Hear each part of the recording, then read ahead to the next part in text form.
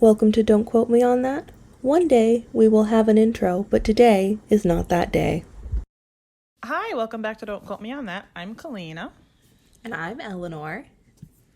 and this is the show where we kind of talk about movies. Also, I just realized Eleanor and I don't do our intros the same way. You always start with your name, and then you say, "This is Don't Quote Me on That," and then I always start with "Don't Quote Me on That," and then I say my name.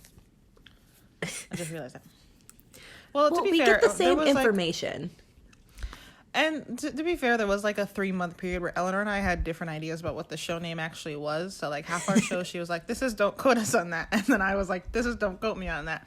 So we got that sorted. Yeah.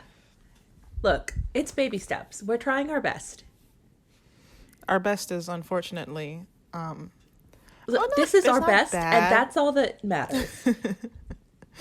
Anyway, today I'm going to try and keep us on track because it's going to be very easy for me to go off track on this. And I'm very excited about this. But Eleanor had an idea, which is I like a lot of musicals, and that's not really Eleanor's thing. And then Eleanor likes musical shows, if that makes sense. Like, I think the example she uses a lot is Crazy Ex-Girlfriend. Mm-hmm. So what we thought we would do is like like in this case we picked a musical, which you probably read the name of, but I'll keep the mystery if not.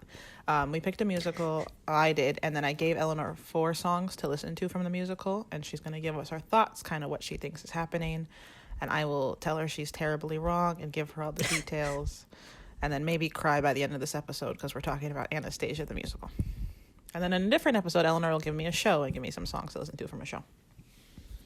Yeah. So, yeah, I really like Crazy Ex-Girlfriend, and then there's also just a lot of the shows I've listened to have had like really good music, I think. So I don't know exactly how I'm going to choose mine yet, but I will be making Kalina listen to some Crazy Ex-Girlfriend songs because I love torture. Can I make a suggestion? Although this is not fair, but I don't know if anyone's ever seen the Psych musical episode, but like I listened to the song I've Heard It Both Ways entirely too many times. It's just such, even by itself, it's such a good song, and also Psych is just such a good show. Psych is a good show. I have a lot of feelings about how they ended it. Yeah. Why haven't we talked about Psych yet? Because it would just sound like us talking about ourselves.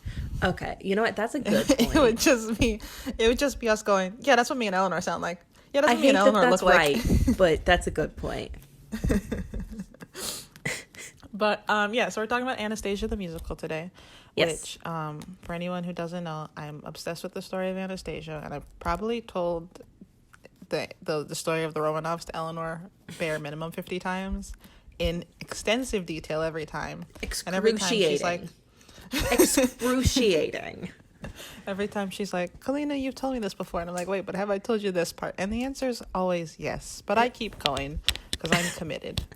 For anyone who doesn't know, the Romanovs were the royal family in Russia. They were the last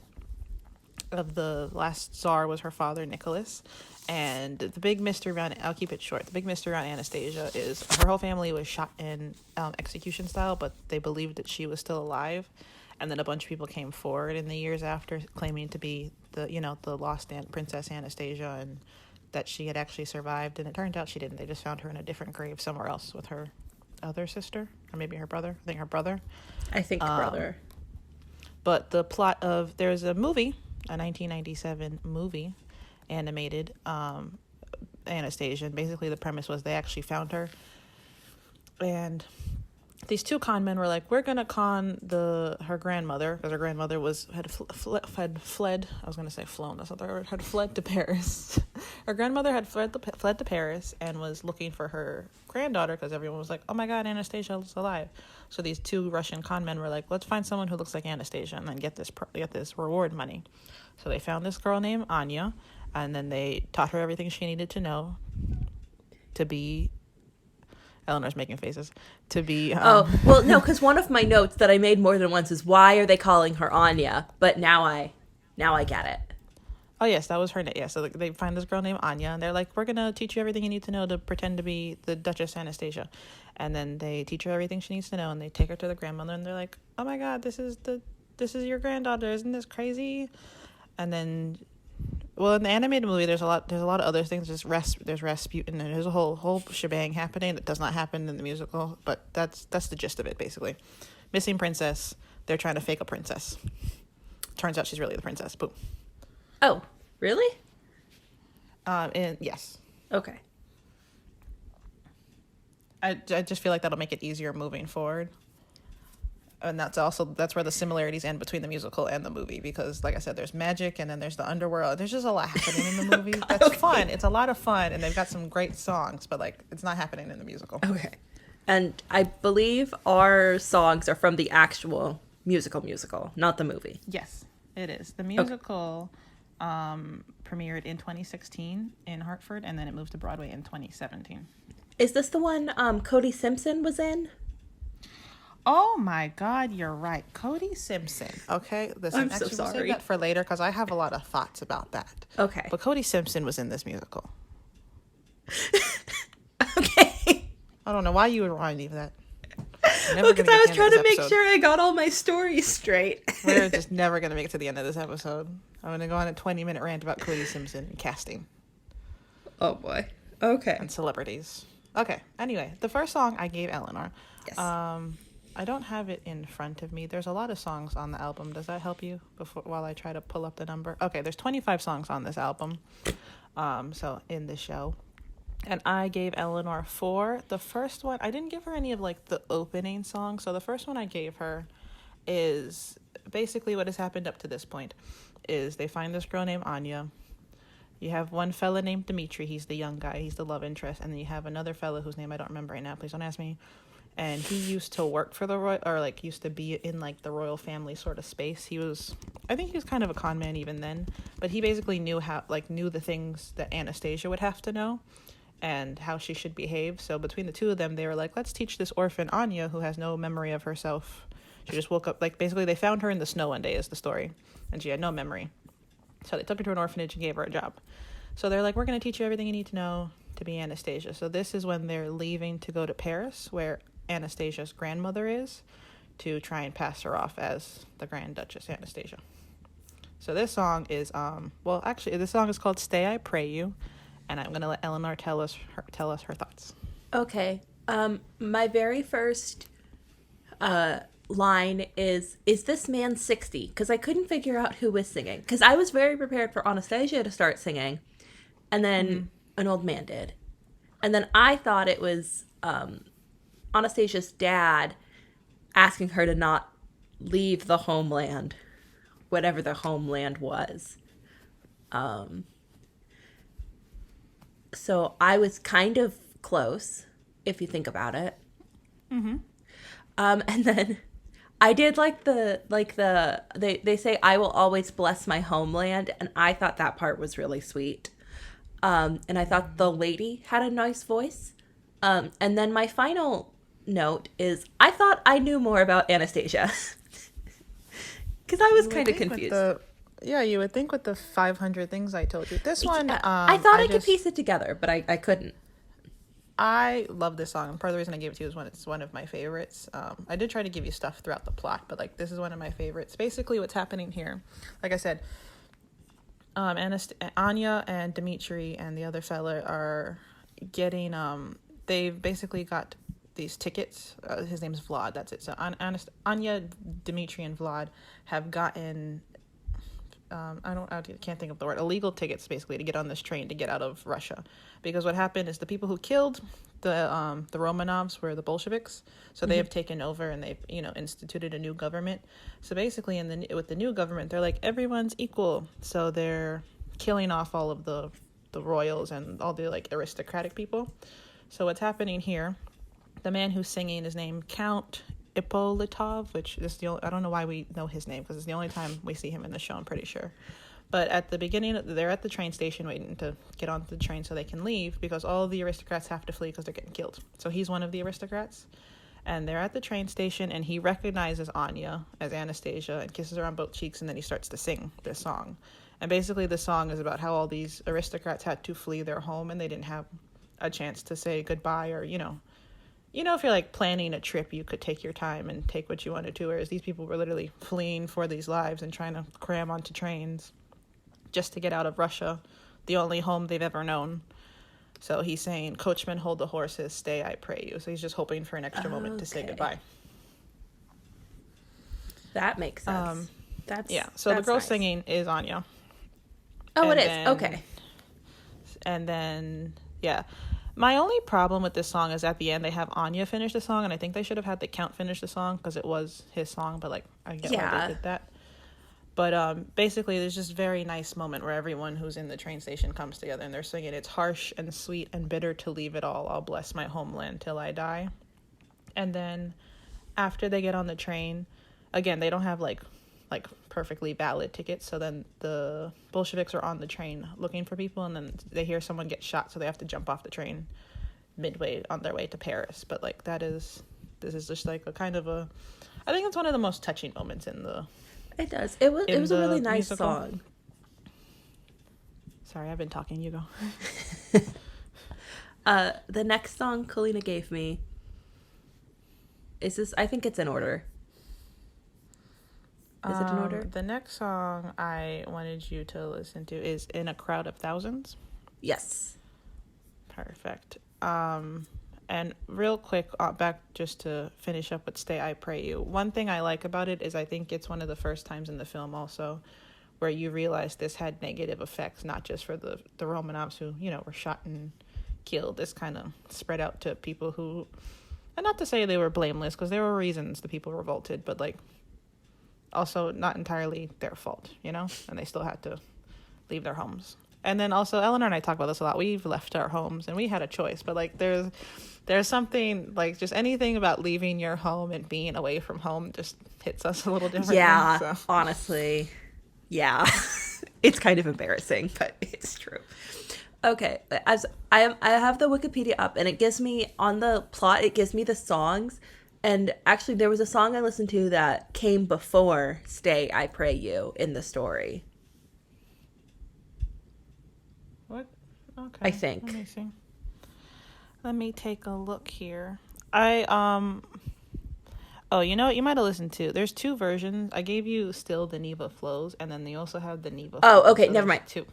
Sorry. No, you're right. I found the right one. Okay. Because there's one that's just the Neva Flows reprise, and there's one that's still slash. Okay. All right. No, we're good. We're good. "In a Crown of Thousands" is the next one. That reminded me, sorry, not to keep going back to "Stay, I Pray You," but that reminded me that "Stay, I Pray You" comes after "Once Upon a December," which I'm sure most people have heard that song, and if they didn't know it was from Anastasia. And that is her singing about things she had, like, she still doesn't realize she's Anastasia at this point, Anya, but this is her singing about things she remembers, like a music box and dancing and stuff like that. Yes. How does the movie musical, whichever one we're actually talking about, how does it like show that, like, how did she lose her memory? Does that? They don't explain that as well. It basically, like, they just say she, like, what happened is she woke up in the snow. It's assumed. I know in the movie they show her like escaping, and I think she gets like she gets lost in the woods or hit in the head and something. So I think they do leave that part a little bit more ambiguous. Okay. All right. It's just she was running and was found in the woods. Okay. All right. "In a Crowd of Thousands," finally, to move on. What are your thoughts? Now that I know that this is when she actually realized that she's Anastasia, it makes a lot more sense. Mm-hmm. But what I said was, who remembers when they were 10? Because I don't remember when I was 10. I couldn't tell you a single thing. But I mean, I guess this part was really impactful for Mr. Boy here. So good. What's the main guy's name? Dimitri. Okay.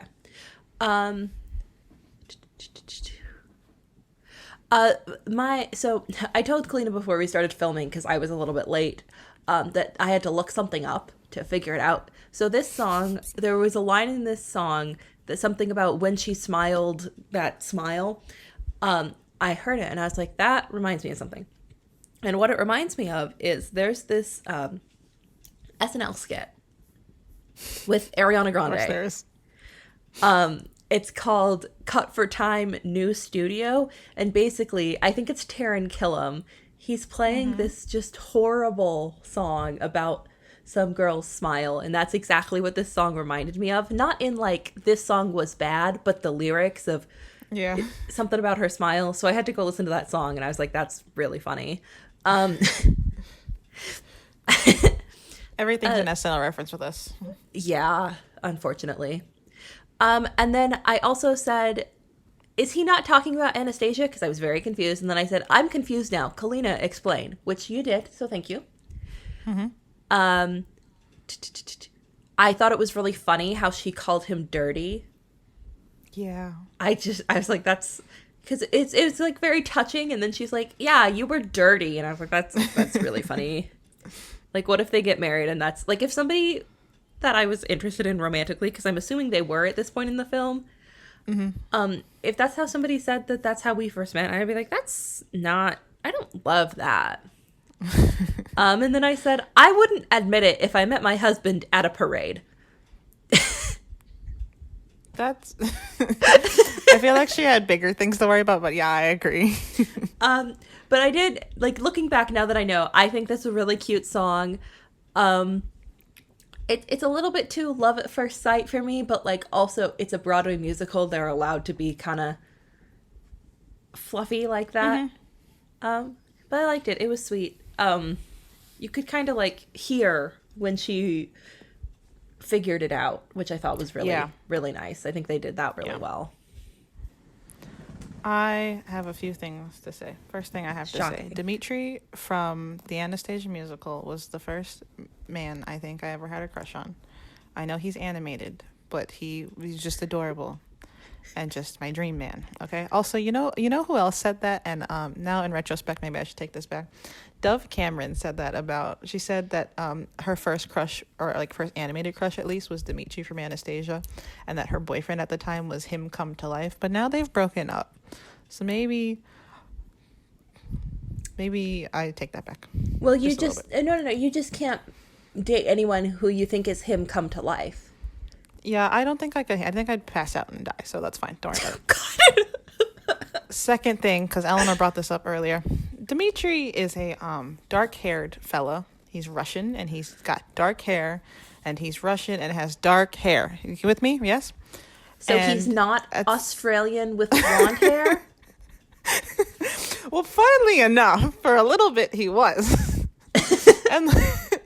And like the guy who played him is this guy named Derek Klena, who I think is adorable. And we're not like music experts here, but I also think Derek Klena has a very, very beautiful tone when he sings. I think he's a fantastic singer. Cody Simpson is a man. Yes. Who I think his talents would have been better utilized anywhere else, in maybe any other show except for like The Lion King. Okay? I not to say Cody Simpson doesn't have talent, and like you can put celebrities in musicals, but this one felt more along the lines of like, I don't know if anyone knows this, that listens to us at least, but for a little stint, Cameron Dallas played Aaron in the Mean Girls musical. Cameron Dallas cannot sing. I'm pretty sure Aaron in the musical only had a couple lines and they took them out for him. And like it just Cody Simpson in this show just kind of felt more like a play towards, ooh, there's a famous person in this show versus like there's a famous person who is actually a good fit for the show. Not to like be super mean to Cody Simpson. Was he? Also, that's my other thing. If this was like 10 years ago, maybe. Cody Simpson wasn't, like, I think he was dating Miley Cyrus when he was in this show, I'm pretty sure. But like that, I think that was the most notable thing he had done in recent times. Apparently he also won The Masked Singer Australia, which I think my brain has spent enough time thinking about Cody Simpson today. That's just the cherry on top for me. So there was only ever one season, so I guess he's, the reigning. The Masked Singer is also weird. Listen, I have a lot of thoughts about singing to reality shows because they're just like, it's like they exhausted every idea and were like, what if we just did a bunch of foolishness, but then made them sing so we could justify it. Like, anyway, in a crowd of thousands, what's happening here? One thing you said was about how like it felt a little too love at first sight, and I should have given you some songs earlier. They've been bickering up to this point. They argue the whole time. Okay. So this is like, I think this is them finally admitting their feelings, but like up to this point, they've kind of just been head to head on most things because she thinks he's bossy. Well, he thinks she's bossy. She thinks he's annoying. They get on each other's nerves.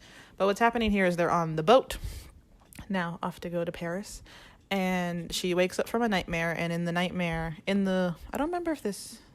I probably should have brushed up on my musical knowledge, but in the movie, in the nightmare, it's her like dead siblings and parents, and they're trying to convince her to jump off the boat because there's a big old storm. But that had something to do with the magical man Rasputin. Again, there's a lot happening in the movie.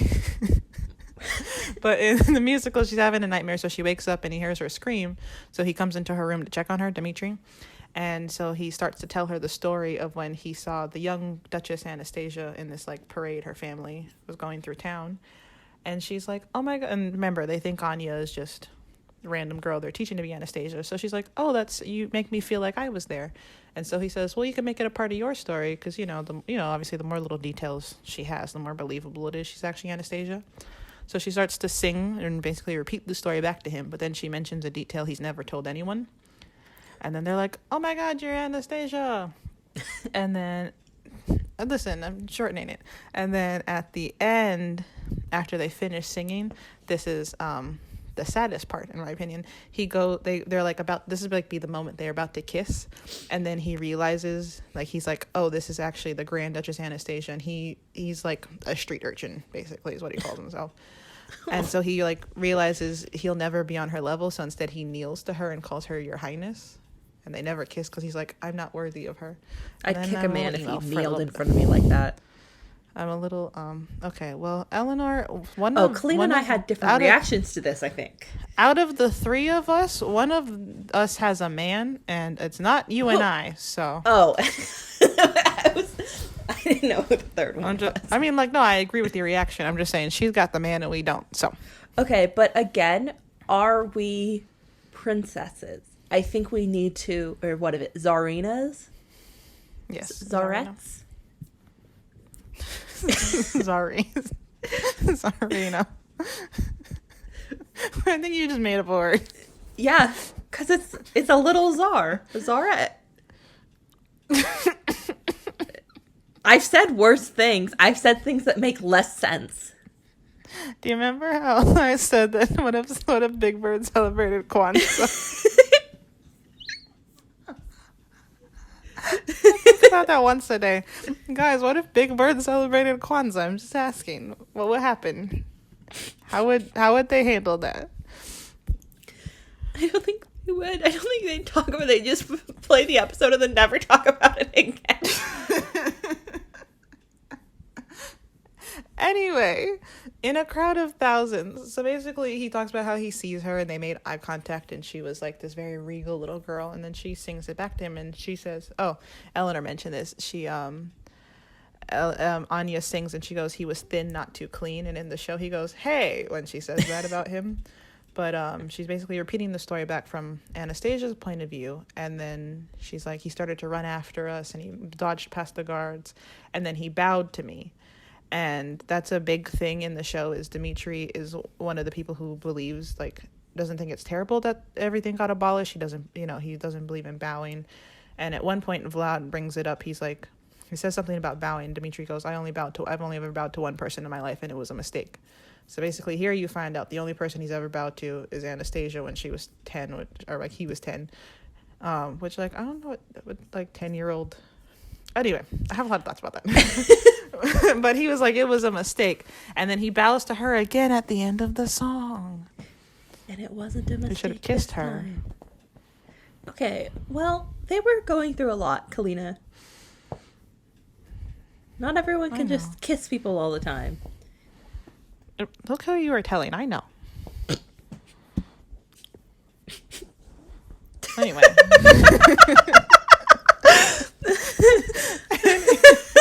Yeah, this is the great romantic moment in this in the musical. I think it's very cute. I think I get where Eleanor's coming from with it. Kind of seemed like a little too love at first sight, but it is coming Yeah, off but the if it's back their of them. first, like, yeah, that makes It's sense. them like they've kindly finally hit like this nice little place where they're not arguing every 5 seconds. And I think they're both starting to they had just started to admit to themselves that they liked each other. So Okay. When do we get to the point where we're not arguing every 5 seconds? well, If it requires I think a song, I'm not singing.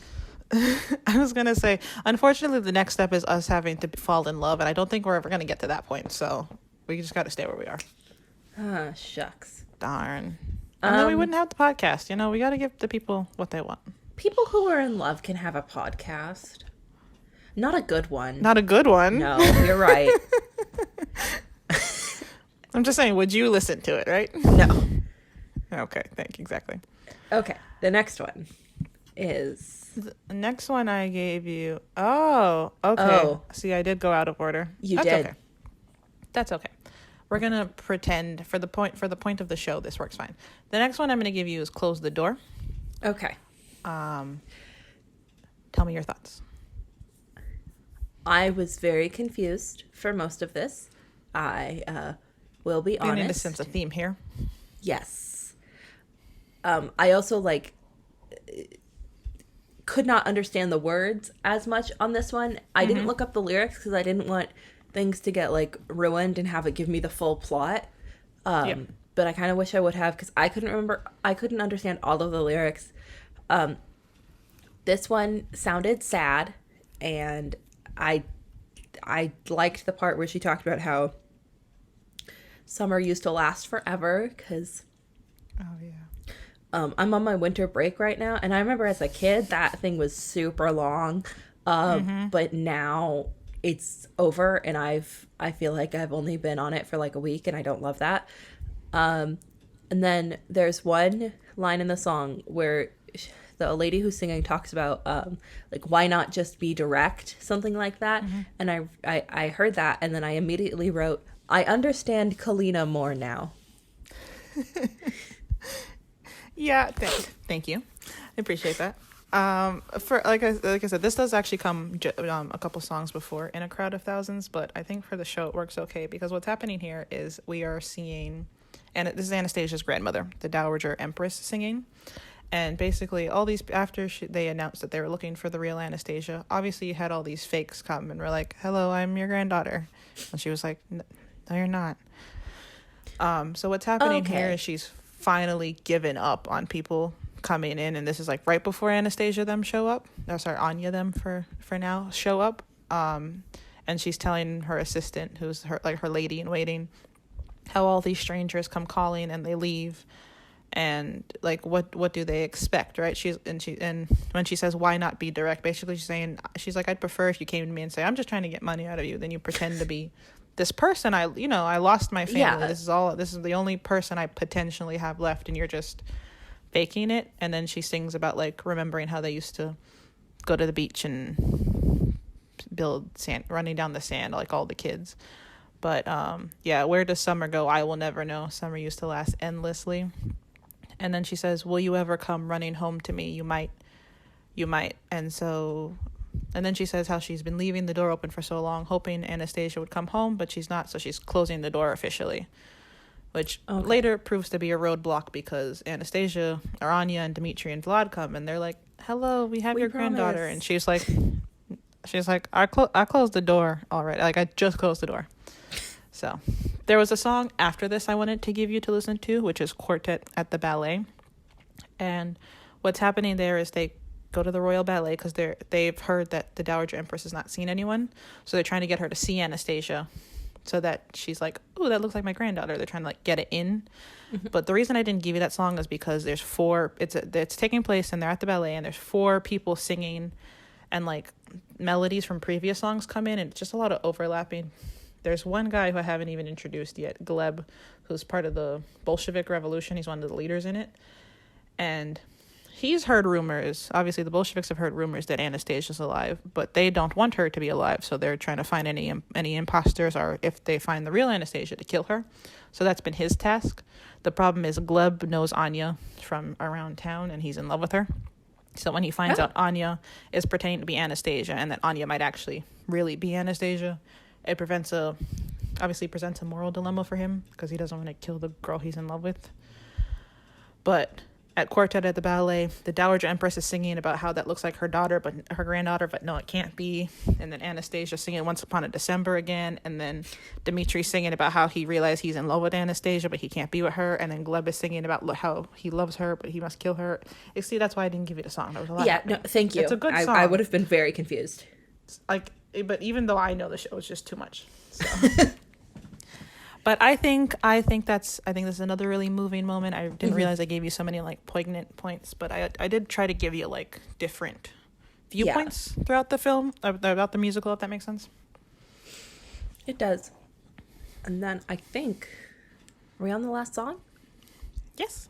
Oh. All right. The last song is Still / the Neva Flows reprise.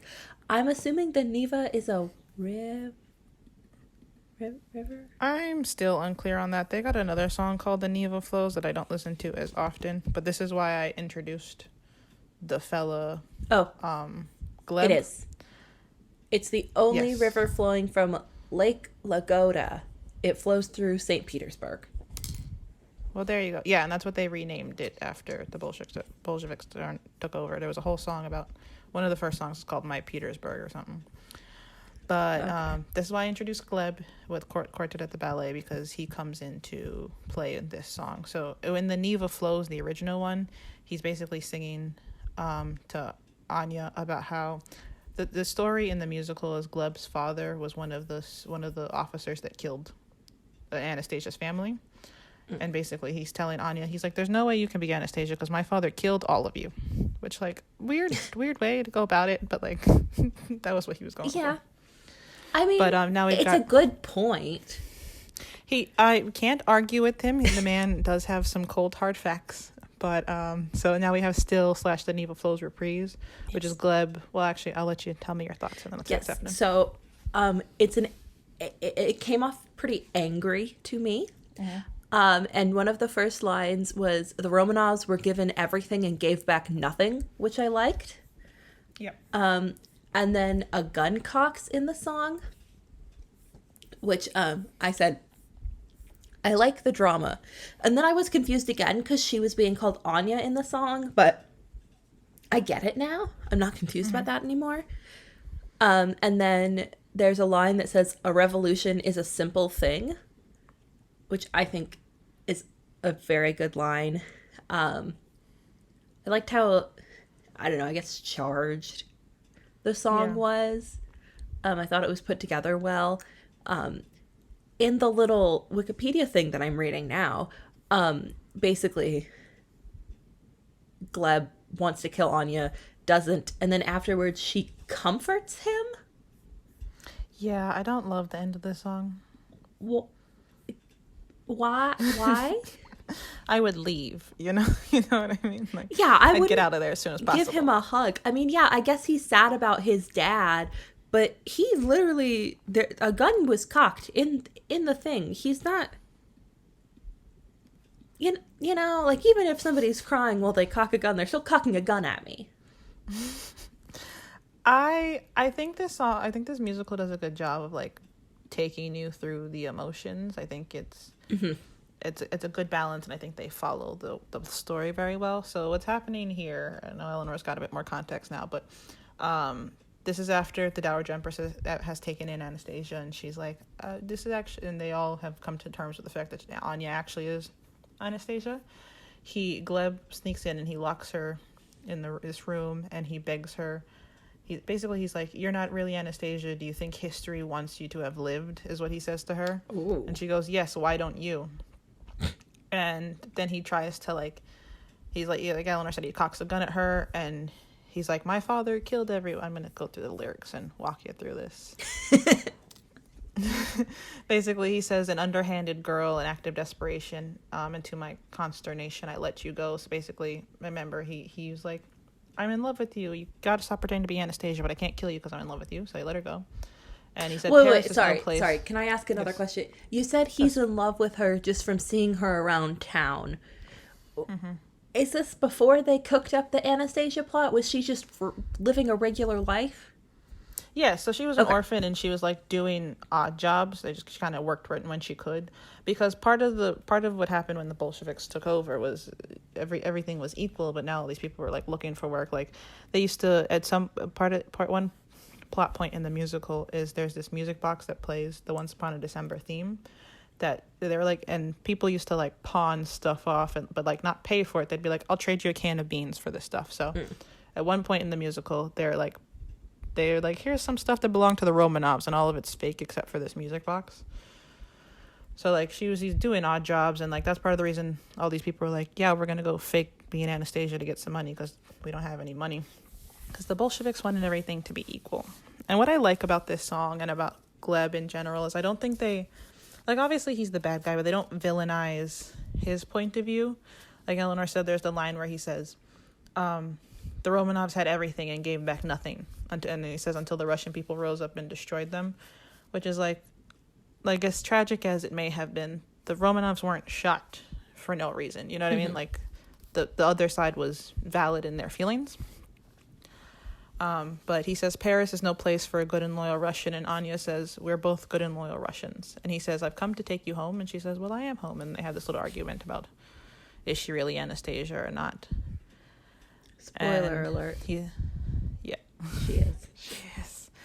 And I think this is the first time, I think he knew it the whole time, or at least for most of it, but I think it's the first time he lets himself admit it.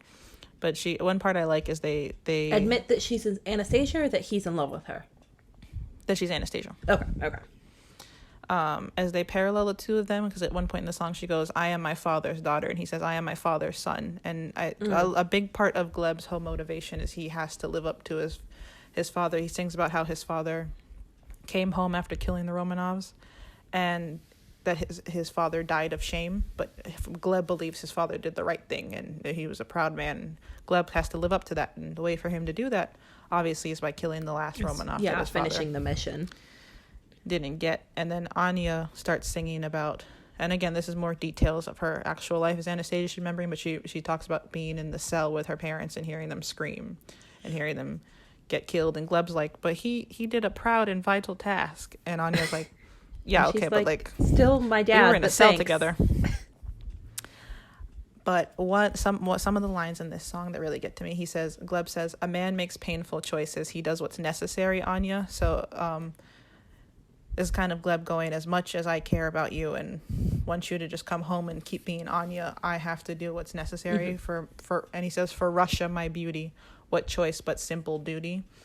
And you mentioned earlier a revolution is a simple thing. That's something that comes up a lot, the idea of this is simple. A revolution is a simple thing, simple duty. I think either in this song or another song he says like, oh no, he doesn't say simple, but he says love is not what revolution's for.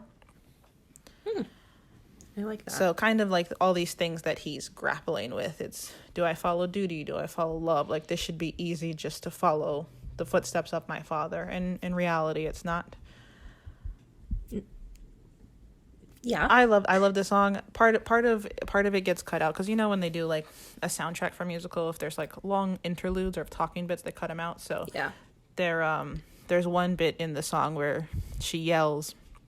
He says, who are you? And she says, I am the Grand Duchess Anastasia Nikolai blah blah blah Romanov. She says her full name. And then yeah, she comforts him at the end of the song, which like I don't really get.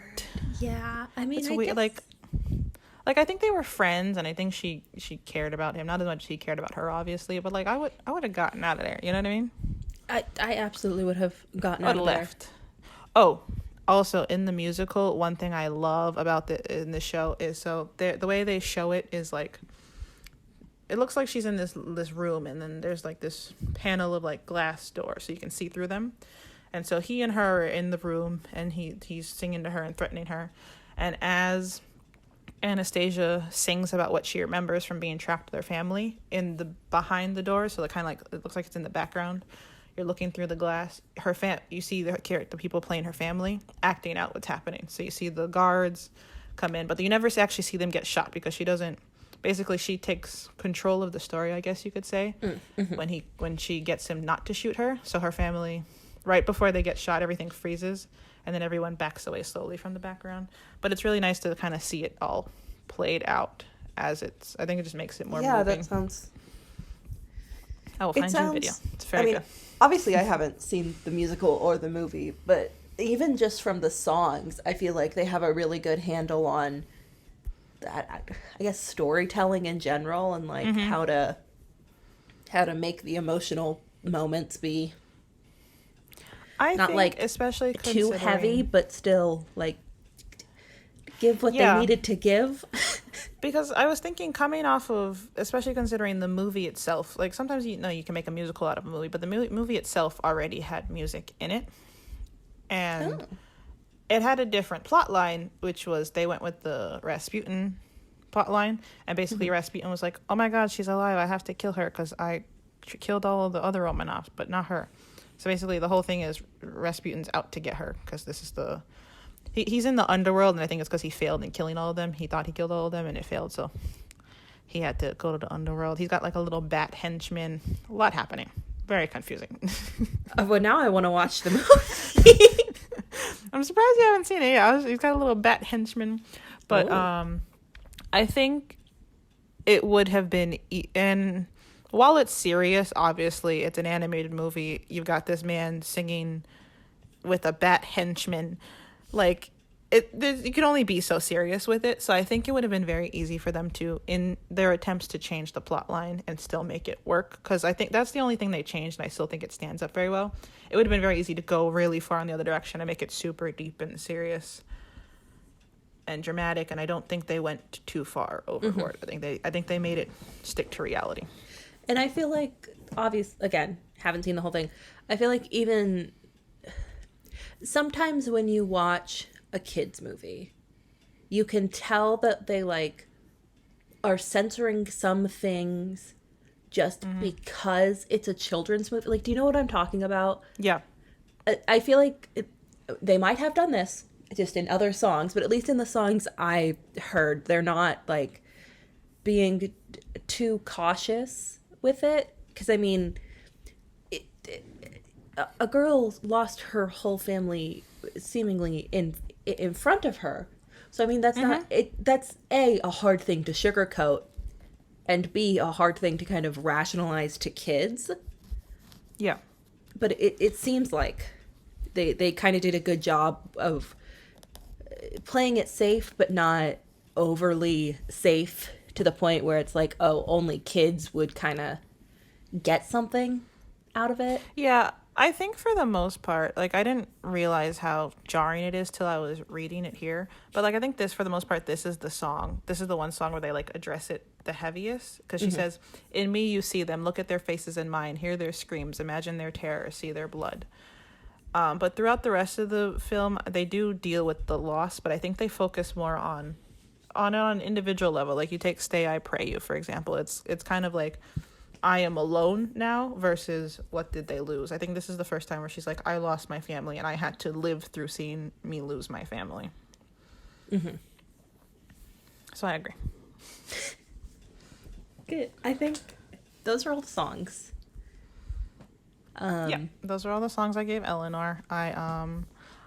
What do you have any thoughts? Anything you want to close up with? You know what? I think I gave most of my thoughts. The Bat Henchman might have made it so I want to watch Anastasia. I don't know why you waited so long to tell me about the Bat Henchman. I just assumed you had seen it and like didn't like it as much as I did because no, I've only seen it through you. Oh. Listen. I think we've talked about this on this show, but like, there's a couple of movies I watched obsessively. And by couple, I mean there's 3. It was that Spirit movie about the horse. There was the live action Peter Pan, and it was this movie. As a kid, or like still today? You don't have to answer. I plead the 5th. I think the only movie I would ever like describe it as me having watched it religiously is 21 Jump Street, which is like a very weird pick for me. Yeah.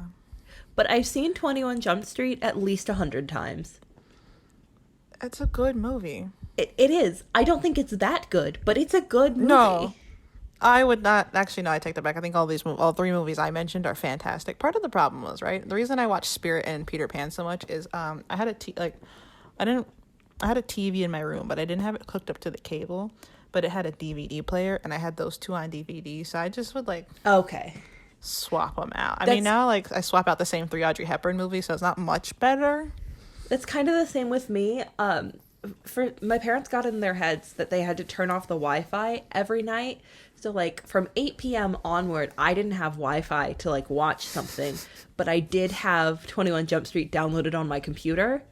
Mm-hmm. So I would just put that on every So single you're like, oh, let's night. watch this. Yeah, it's a little embarrassing, but they're good. They're good movies. They are. I also think, like, if you know that about us, it explains a lot of things. So much. So much. Well, I have a question. Did you think the horse was cute? Because every couple of months the internet decides that the horse... I think I wanted to be the horse was cute. Is this worse? I was a bit of a tomboy as a child, shocking to everyone I know. I did want to be the horse. I didn't think the horse... Like, I don't think the horse being cute registered. Okay. Is that better or worse? That's not worse. I thought the guy was cute. I don't remember anything, but actually... Oh, in the movie, there's this Native American who helps rescue him, and then they rescue each other, which is the plot of the movie. And he was adorable. My grandma's car, her van that she had when I was growing up, it had one of the TVs in it. Mm-hmm. But the first time we used it, the DVD got stuck, and so it had the Spirit DVD in that car for as long as she had the car. It's a great car. So you would have loved it. Oh my god, do you know who played Spirit the horse? Who? Matt Simpson? Damon. Oh! I don't like this movie anymore. Matt Damon. I have to Google Matt Damon. I have to go rethink some things. Anyway, the guy in the movie, his name is that he's guy? a Lakota Native American. I forgot Elanor doesn't know who anyone is. Yeah, Matt Damon. We have to go. It's been ruined for me a little bit. But anyway, Little Creek, adorable. Adorable. Trying to find me a man like that. Matt Damon. Isn't Matt Damon the one who had to like... Didn't his daughter have to tell him to stop using bad words? Like slurs? I don't know, but I did see a spoken word poem about him, which we don't need to unpack that. Where basically, I'm pretty sure it was about Matt Damon. I'm gonna have to Google this, so if we're wrong, sorry. But he, when he was younger, apparently got had what's the word? He beat up some Asian Americans and called them names. I think that might have been Mike Wahlberg. That's it. Yeah. So okay, my point is still Matt Damon. That's weird. I don't love it. He's okay. My dad likes him a lot. He's in the Born Identity movies, and my dad loves those. I don't know what the plot of the Born Identity movies is. Yeah, I don't either. It's just some guy. I've seen all of them several times. He was in Good Will Hunting. Yes, he was. He was actually in a set of movies I love, which is the Ocean's trilogy. He was in Ocean's 11 and Ocean's 12 and Ocean's 13. This is 3. Okay, I think we've gotten a little bit too off topic. We could talk about that movie next.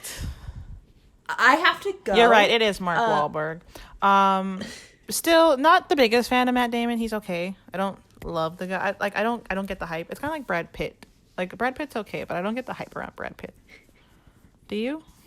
No, I don't. Even a little bit. I knew you'd agree with me. Anyway, if I'm trying to find me a man that looks like Little Creek, hit me up if you look like him. Thank you.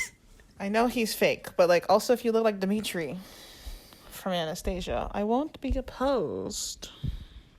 Okay, I'm gonna cut Kalina off and say goodbye. Hey, I did a really and good job thank you today. for listening. And